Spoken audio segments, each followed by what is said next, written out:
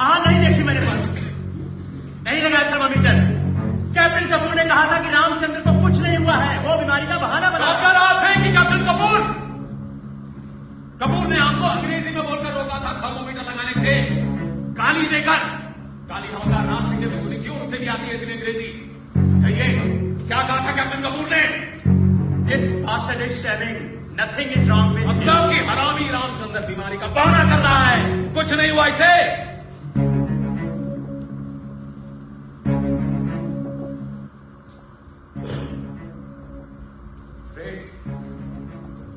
Thanks doctor Gupta, आपको स्वर्ण पदक मिला है सर्वश्रेष्ठ डॉक्टर होने का। कौन मैं ये सलाह देने वाला कि आपको कैप्टन कपूर की बात नहीं माननी चाहिए, क्योंकि वो एक डॉक्टर नहीं है। उसने कहा और मान गया कि जॉनी हमेशा बीमारी का बहाना बना है।